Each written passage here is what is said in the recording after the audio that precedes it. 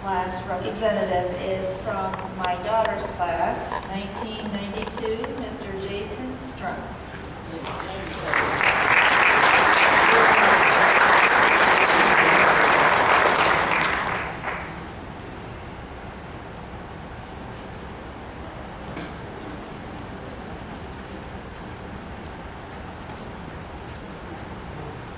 Good evening.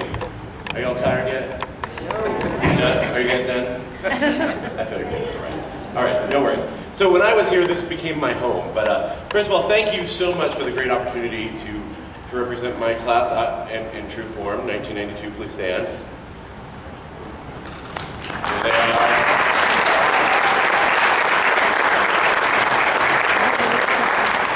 So like everybody else, I was told to find some reflections that were funny, and so I posted it. We have a Facebook group, and so I posted that request. Everyone said, we have lots of funny things, but we can't share them in public.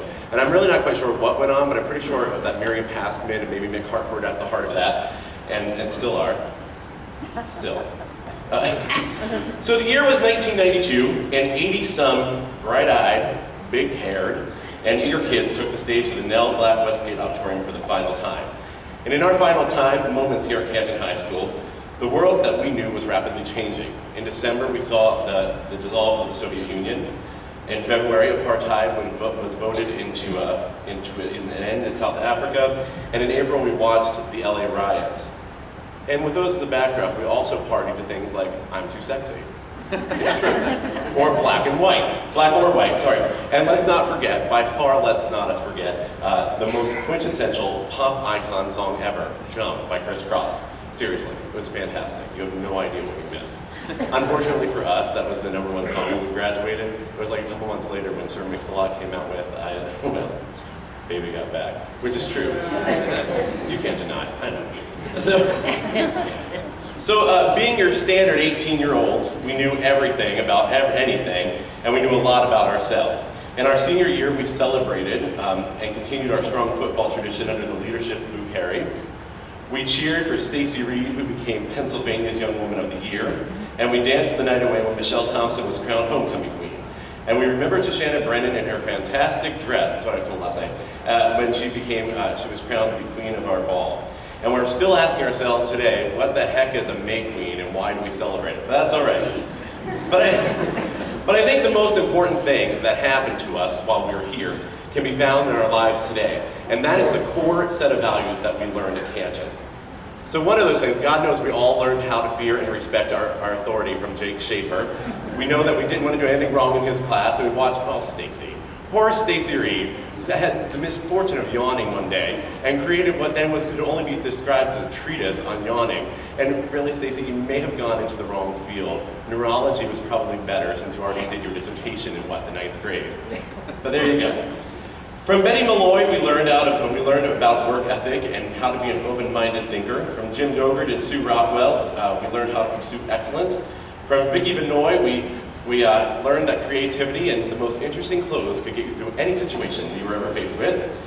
Sue Slowinski taught us that while sarcasm and wit are appreciated traits, they're maybe not so great on an unauthorized front page op-ed of the Crimson Echo. Not that I got punished for that. And what we really experienced from Roseanne Morgan was compassion and an understanding and appreciation of the value of an individual. You see, I know these things because I'm a teacher now, and I teach them and model them daily in my classroom, and I'm sure that everyone sitting in this room does the same things. Because they're not just things that happen by circumstance. They are the hallmarks of what an education from Canton High School is. And it is these beliefs and philosophies that form the moral compass to which we all cling. See, we now reside in an ever-quickening society, and yet in Canton, there is an insistence placed on students learning these ideals in order to be successful. And as a result, in this time when mediocrity is epidemic, Canton High School still sets herself apart as a model to be followed. Because of this, 20 years ago, those 18-year-olds set on to different paths equipped with big dreams and a zeal for life and a determination to revolutionize our world.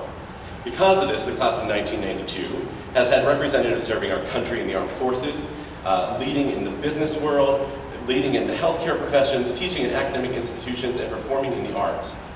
Our people span across this country and across this globe, and while we celebrate that fact, We will not forget, and we will honor those who have stayed in Canton, because you are the vanguards of the values that are our very essence.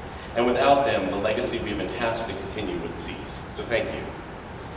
And while we have already profoundly touched this world in '92, there is still more to come. As Danielle Krause so profoundly pointed out last night, plays come in 3 acts. And it's true, we're not even at the intermission. So as cliche as it sounds, the best is yet to come. In conclusion, class of 2012, you now have the honor of becoming the most recent members of this fraternity known as the CHS Alumni. And with this privilege comes a responsibility. You are charged with a tradition of excellence to uphold and a world to further. As Oprah always says, not that I watch Oprah. Okay, not that I missed an episode, DVR's everything. As Oprah always says, those who know better do better. And graduates, because you call yourselves warriors, we all know that you know better.